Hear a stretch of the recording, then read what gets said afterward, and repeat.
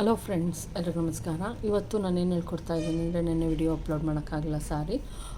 ನಾನೆಲ್ಲೋ ಕೆಲಸ ಇತ್ತು, ಅಂದರೆ ನಮ್ಮದು ಮಂದೇವ್ರಿಗೆ ಹೋಗಿದ್ವಿ. ಅದರಿಂದ ನಾನು ಯಾವುದೇ ಸ್ಟಿಚಿಂಗ್ ಆಗಿರೋದು ವಿಡಿಯೋ ಆಗಿರ್ಬೋದು ಏನೂ ಮಾಡೋಕ್ಕಾಗಲಿಲ್ಲ. ಓಕೆ, ಏನೂ ತೊಂದರೆ ಇಲ್ಲ. ಇವತ್ತು ಫುಲ್ ಫಿನಿಶಿಂಗ್ ಮಾಡೋದಂಗೆ ಅಂತ ತೋರಿಸ್ತಾ ಇದ್ದೀನಿ ನೋಡಿ. ಅಂದರೆ ಇದರ ಡಿಸೈನನ್ನು ನಾನು ತೋರಿಸಿದ್ದೆ. ನಿಮ್ಗೆ ಅಕಸ್ಮಾತ್ ಕಡಿಮೆ ಓಪನ್ ಬೇಕು ಅಂದರೆ ಕಡಿಮೆ ಕೂಡ ಇಟ್ಕೊಳ್ಳಿ, ನೀವು ಇಷ್ಟೇ ಬೇಕಾದರೂ ಇಟ್ಕೊಳ್ಳಿ, ಏನು ತೊಂದರೆ ಇಲ್ಲ. ಸೇಮ್ ನೋಡ್ತಾ ಇರ್ಬೋದು. ಇನ್ನೊಂದು ಇಂಚನ್ನು ನೀವು ಇಲ್ಲ ಅಂದರೆ ಇಲ್ಲಿ ಜಾಸ್ತಿ ಮಾಡಿ, ಕೆಳಗಡೆ ಜಾಸ್ತಿ ಮಾಡಿ, ಮೇಲೆ ಕಡಿಮೆ ಮಾಡಿ, ನೀವು ಯಾವ ಥರ ಬೇಕಾದ್ರೂ ಇಟ್ಕೊಬೋದು. ಅದ್ರ ಚಿಕ್ಕ ಅಳತೆಗೆ ಕಡಿಮೆ ಮಾಡಿ, ದೊಡ್ಡ ಅಳತೆಗೆ ಜಾಸ್ತಿ ಬೇಕಾಗುತ್ತೆ, ಅಷ್ಟೇ ನಾನು ಹೇಳೋದು.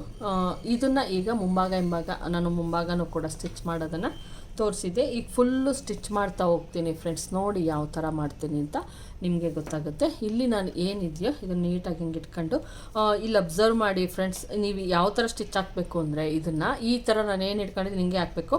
ನೀವೇನಾದರೂ ಕ್ರಾಸ್ ನೋಡಿ, ಈ ಥರ ಇಲ್ಲಿ ಹಿಂಗೆ ಕ್ರಾಸ್ ಐತೆ ಅಂದ್ಬಿಟ್ಟು ಇದನ್ನು ಹಿಂಗೆ ಕ್ರಾಸ್ ಇಟ್ಕೊಳಕ್ಕೆ ದಯವಿಟ್ಟು ಹೋಗಬೇಡಿ. ತೋರಿಸ್ತೀನಿ ನೋಡಿ. ಇದು ಹಿಂಗೆ ಯಾವುದೇ ಕಾರಣಕ್ಕೂ ಹಿಂಗೆ ಹಿಡ್ಕೊಂಡು ಮಾಡೋಕ್ಕೆ ಹೋಗಬೇಡಿ. ಇದು ಸ್ಟ್ರೈಟೇ ಇರಲಿ. ನಮ್ಮ ಸ್ಟ್ರೈಟ್ ನಾವು ವೇರ್ ಮಾಡಿದಾಗ ಸ್ಟ್ರೈಟ್ ಇರುತ್ತಲ್ವ, ಹಿಂಗೆ ಇರಲಿ.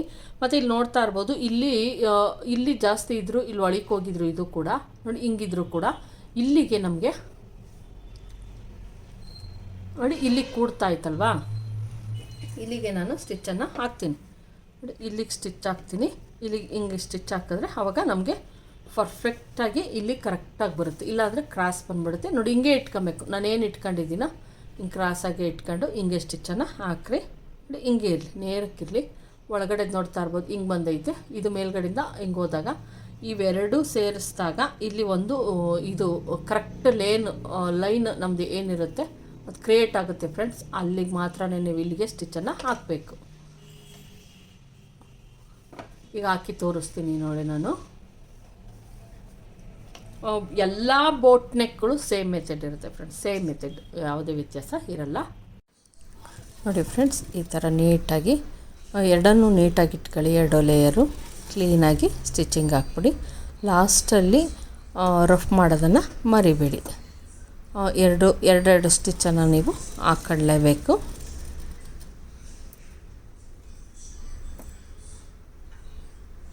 ನೋಡ್ತಾ ಇರ್ಬೋದು ಎಷ್ಟು ಫಿನಿಶಿಂಗ್ ಚೆನ್ನಾಗಿ ಬಂದೈತೆ ಅಂದ್ಬಿಟ್ಟು. ಇಲ್ಲಿ ಏನು ಎಕ್ಸ್ಟ್ರಾ ಇರುತ್ತೋ ಅದನ್ನು ಕಟ್ ಮಾಡಿಬಿಡಿ. ಅಂದರೆ ತೀರ ಕೆಳಕ್ಕೆಲ್ಲ ಕಟ್ ಮಾಡಿಬಿಡಿ, ಅಲ್ಲಿ ಶೇಪ್ ಬರಬೇಕು ಆ ಥರ ನೋಡ್ಕೊಂಡು ಕಟ್ ಮಾಡ್ಕೊಂಬಿಡಿ ನೀಟಾಗಿ. ಈಗ ನೋಡ್ತಾ ಇರ್ಬೋದು ಎರಡೂ ಸೈಡು ಕರೆಕ್ಟಾಗೈತೆ. ಈಗ ಇನ್ನೊಂದು ಸೈಡು ಕೂಡ ನಾನು ಕರೆಕ್ಟಾಗಿ ಕಟ್ ಮಾಡ್ತೀನಿ ನೋಡಿ. ಇದಕ್ಕೂ ಕೂಡ ಸ್ಟಿಚ್ ಮಾಡ್ಕೊಂಬಿಡೋಣ ಫಸ್ಟು. ನೀಟಾಗಿ ಎರಡು ಲೇಯರ್ಗಳನ್ನು ಇಟ್ಕೊಳ್ಳಿ. ಸ್ಟಾರ್ಟಿಂಗ್ ರಫ್ ಮಾಡೋದನ್ನು ಮರಿಬೇಡಿ. ಎರಡು ಸ್ಟಿಚ್ ನಾವು ಹಾಕಲೇಬೇಕು.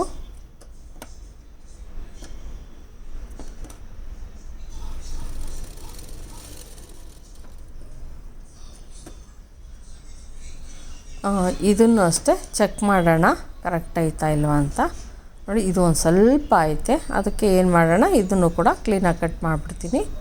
ನೋಡ್ತಾ ಇರ್ಬೋದು ಇಲ್ಲಿ ಹಿಂಗೆ ಟ್ರಿಮ್ಮನ್ನು ಮಾಡಬೇಡಿ. ಈಗ ನಾವೇನು ಮಾಡಬೇಕಪ್ಪ ಅಂದರೆ ಎರಡೂ ಲೇಯರು ಅಂದರೆ ಎರಡು ಕಡೆ ಭುಜದ್ದು ಬಟ್ಟೆಯನ್ನು ಇಟ್ಕೊಂಡು ನೋಡಬೇಕಾಗತ್ತೆ. ಯಾಕಂದರೆ ಇಲ್ಲಾಂದರೆ ಒಂದು ಜಾಸ್ತಿ ಒಂದು ಕಡಿಮೆ ಆಗಿಬಿಟ್ರೆ ನಾವು ವೇರ್ ಮಾಡಿದಾಗ ಚೆನ್ನಾಗಿ ಕಾಣಿಸಲ್ಲ. ಆದ್ದರಿಂದ ಏನು ಮಾಡಬೇಕು, ಎರಡನ್ನೂ ಇಟ್ಕೊಂಡು ನೋಡಬೇಕು. ನೋಡ್ತಾ ಇರ್ಬೋದು ಇಲ್ಲಿ ವೇರಿಯೇಷನ್ ಬರ್ತಾಯಿದೆ. ನೀವೇನಾದರೂ ಹಂಗೆ ಸ್ಟಿಚ್ ಹಾಕಿದರೆ ಒಂದು ಜಾಸ್ತಿ ಒಂದು ಕಡಿಮೆ ಬಂದಿರೋದು. ಯಾವುದು ಕಡಿಮೆ ಇತ್ತೋ ಅದರೊಳಗೆ ನಾನು ಕ್ಲೀನಾಗಿ ಇಲ್ಲಿ ಕಟ್ ಮಾಡ್ಕೊಂಬಿಟ್ಟೆ. ಅದನ್ನು ನೀಟಾಗಿ ತಿರ್ಗಾ ಮತ್ತೊಮ್ಮೆ ಟ್ರಿಮ್ಮನ್ನು ಮಾಡ್ಕೊತೀನಿ.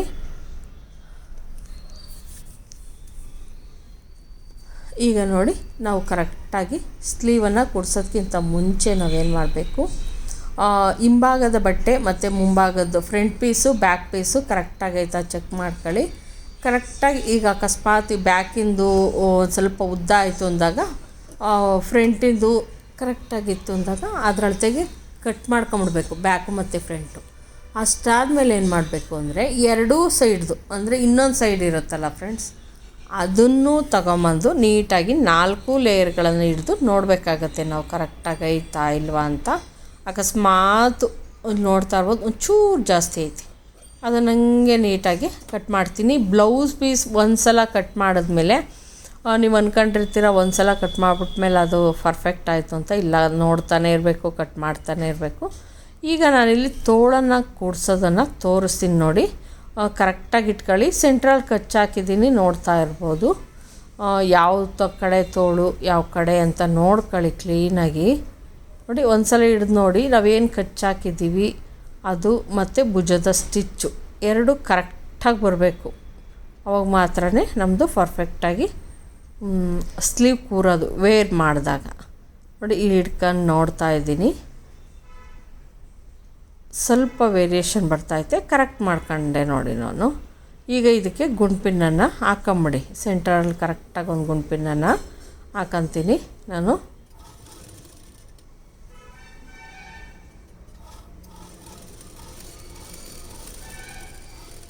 ಯಾವುದೇ ಬ್ಲೌಸನ್ನು ಸ್ಟಿಚ್ ಮಾಡಿದ್ರೂ ಕೂಡ ಎರಡೂ ಸ್ಟಿಚಿಂಗ್ಗಳನ್ನು ಹಾಕಬೇಕು ತೋಳಿಗೆ.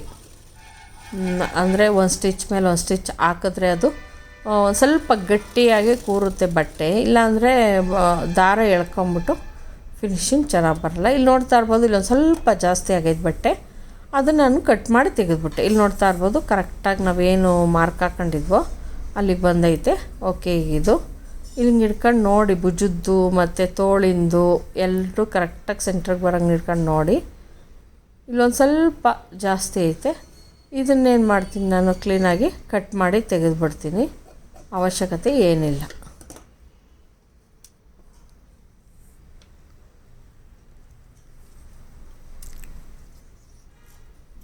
ಈಗ ಇನ್ನೊಂದು ತೋಳನ್ನು ಕೂಡ ನೀಟಾಗಿ ನಾನು ಎರಡೂ ಕಡೆ ತೋಳನ್ನು ನೀಟಾಗಿ ಜೋಡಿಸ್ಕೊಂಡು ಕೂಡಿಸ್ಕೊಂಬಿಡ್ತೀನಿ ನೋಡಿ.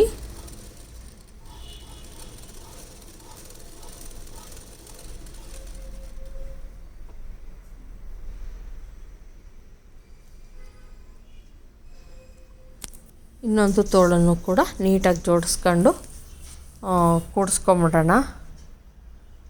ನಿಮಗೆ ಗೊತ್ತಾಗಲಿಲ್ಲ ಅಂದರೆ ಒಂದು ಗುಂಡು ಪಿನ್ ಹಾಕೋದನ್ನು ಮರಿಬೇಡಿ ಫ್ರೆಂಡ್ಸ್. ಅಕಸ್ಮಾತು ಕೆಲವು ಸಲ ಈ ಕಡೆ ಆ ಕಡೆ ಆಗೋ ಚಾನ್ಸಸ್ ಇರುತ್ತೆ. ಆದ್ದರಿಂದ ದಯವಿಟ್ಟು ಗುಂಡು ಪಿನ್ನನ್ನು ಹಾಕ್ಬಿಡಿ. ಗುಂಡು ಪಿನ್ ಹಾಕಿ ನೀಟಾಗಿ ಸ್ಟಿಚ್ಚನ್ನು ಹಾಕೊಂಬಂದ್ಬಿಡಿ. ಅರ್ಧ ಇಂಚು ಓಕೆ, ಅರ್ಧ ಇಂಚಿಗೆ ಇದ್ರೂ ಓಕೆ, ಇಲ್ಲ ಚೂರು ಕಡಿಮೆ ಇದ್ದರೂ ಓಕೆ. ತೀರಾ 1/4 ಇಂಚ್ ಅಷ್ಟೆಲ್ಲ ಹಾಕಬೇಡಿ ತೋಳಿಗೆಲ್ಲ.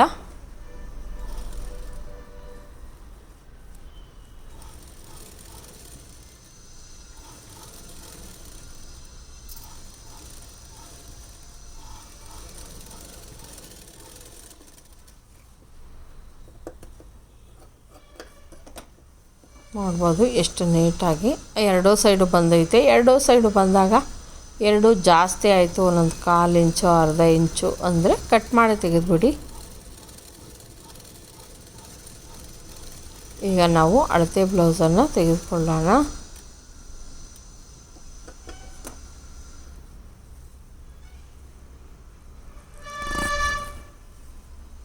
ಈಗ ತೋಳನ್ನು ಸ್ಟಿಚಿಂಗನ್ನು ಹಾಕೋಣ. ಈಗ ಎರಡೂ ತೋಳುಗಳನ್ನು ಕರೆಕ್ಟಾಗಿ ಹಿಡ್ಕೊಂಡು ಭುಜದ್ದು ಏನು ಬಟ್ಟೆ ಇದೆಯೋ ಅದನ್ನು ಕರೆಕ್ಟಾಗಿ ಹಿಡ್ಕೊಂಡು ನಾವು ಸ್ಟಿಚ್ಚನ್ನು ಹಾಕಬೇಕಾಗುತ್ತೆ. ನೋಡ್ತಾ ಇರ್ಬೋದು, ಎರಡೂ ಕರೆಕ್ಟಾಗಿ ಬರ್ತಾಯಿದೆ, ಎರಡೂ ಸೈಡು ಕರೆಕ್ಟಾಗಿ ಬರ್ತಾಯಿದೆ. ನಾನಿಲ್ಲಿ ಮೇಲ್ಗಡೆ ಒಂದು ಗುಂಡ್ಪಿನ್ನನ್ನು ಹಾಕಂತೀನಿ. ನೀವು ಮೇಲ್ಗಡೆ ಅಕಸ್ಮಾತ್ ಗೊತ್ತಾಗಲಿಲ್ಲ ಅಂದರೆ ಕೆಳಗಡೆ ಎರಡು ಹತ್ರನೂ ಸಹ ಗುಂಡ್ಪಿನ್ಗಳನ್ನು ಹಾಕೊಂಬಿಡಿ ಫ್ರೆಂಡ್ಸ್. ಈಗ ನಾನು ಅಳತೆ ಬ್ಲೌಸನ್ನು ತೆಗೆದುಕೊಂಡು ತೋಳನ್ನು ಅಳತೆ ತೆಗೆದುಕೊತಾ ಇದ್ದೀನಿ.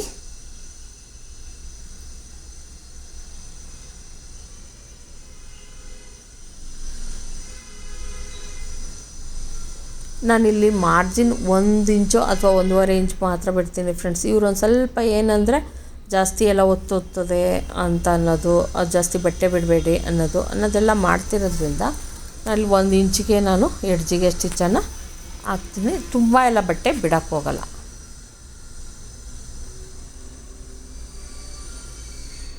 ಒಂದು ಸಲ ಕಂಕ್ಳು ಎಲ್ಲನೂ ಚೆಕ್ ಮಾಡಿ ಕರೆಕ್ಟಾಗಿ ಸ್ಟಿಚ್ಚನ್ನು ಹಾಕಿ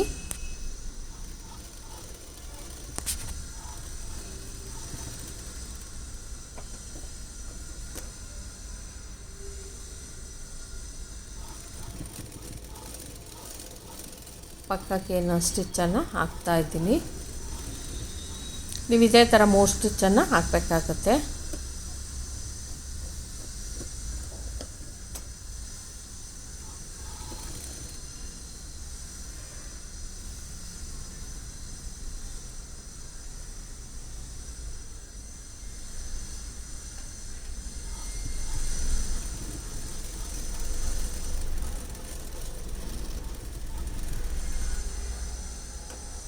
ಮೂರು ಸ್ಟಿಚ್ ಆದಮೇಲೆ ನೀವು ನೀಟಾಗಿ ಎಡ್ಜನ್ನು ಕಟ್ ಮಾಡ್ಕೊಳ್ಳೋದನ್ನು ಮರಿಬೇಡಿ.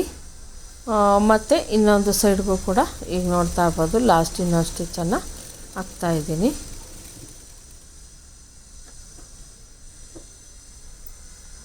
ಟ್ರಿಮ್ಮರ್ ಸಹಾಯ ಅಥವಾ ಕತ್ತರಿಯಿಂದ ಏನು ಹೆಚ್ಚಿಗೆ ಉಳಿದಿರ್ತದೋ ಅದನ್ನೆಲ್ಲ ಕ್ಲೀನಾಗಿ ಸ್ಟಿಚ್ಚನ್ನು ಮಾಡ್ಕೊಂಬಿಡ್ಬೇಕು.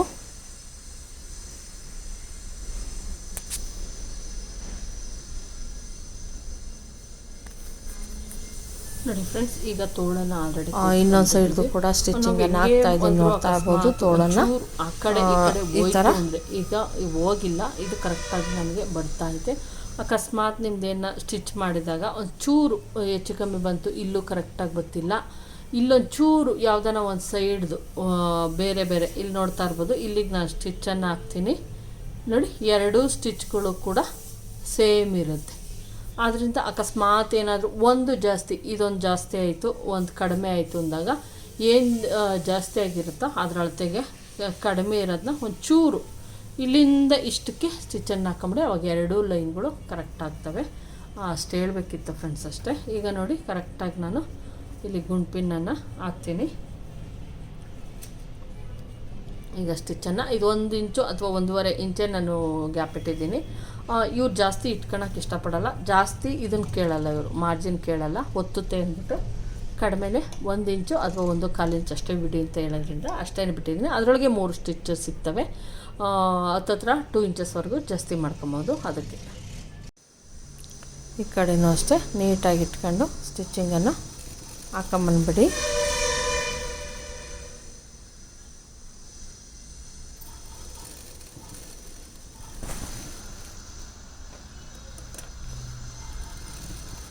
ಮೂರು ಸ್ಟಿಚ್ ಹಾಕೋದನ್ನು ಮರಿಬೇಡಿ ಫ್ರೆಂಡ್ಸ್. ಅವರು ಚಿಕ್ಕದಾಗಿ ಹೇಳಿರಲಿ ಅಥವಾ 2 ಇಂಚ್ ಇರಲಿ, ನಾವು ಏನೇ ಆದರೂ ಎಡ್ಜಿಗೆ ಒಂದು ಸ್ಟಿಚ್ಚನ್ನು ಹಾಕಲೇಬೇಕು ಕಂಪಲ್ಸರಿ. ಮತ್ತು 3 ಸ್ಟಿಚ್ಚನ್ನು ಹಾಕಲೇಬೇಕು.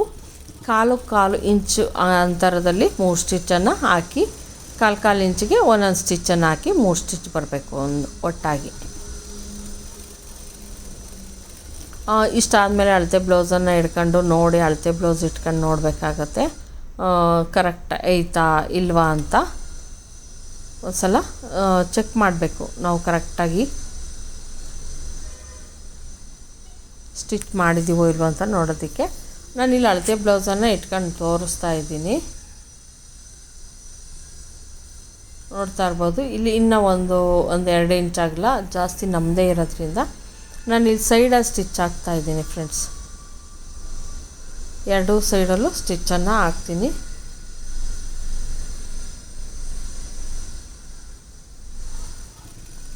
ಹಾಫ್ ಇಂಚ್ ಹಾಕ್ಬಿಟ್ರೆ ನೀವು ಕಂಕ್ಳಲ್ಲಿ ಯಾವುದೇ ಸ್ಟಿಚ್ಚನ್ನು ಎಕ್ಸ್ಟೆಂಡ್ ಮಾಡಬಾರ್ದು. ಕಂಕ್ಳಲ್ಲಿ ಕರೆಕ್ಟಾಗಿರಬೇಕು, ತೋಳು ಮತ್ತು ಕರೆಕ್ಟಾಗಿರಬೇಕು. ಕೆಳಗಡೆ ಮಾತ್ರ ಸೊಂಟದ ಅಳತೆ ಮಾತ್ರ ನಾವೇನು ಮಾಡಬೇಕು, ಹಾಫ್ ಇಂಚ್ ಎಕ್ಸ್ಟ್ರಾವನ್ನು ತೊಗೊಬೇಕು, ಆವಾಗ ಕರೆಕ್ಟಾಗಿ ಆಗುತ್ತೆ.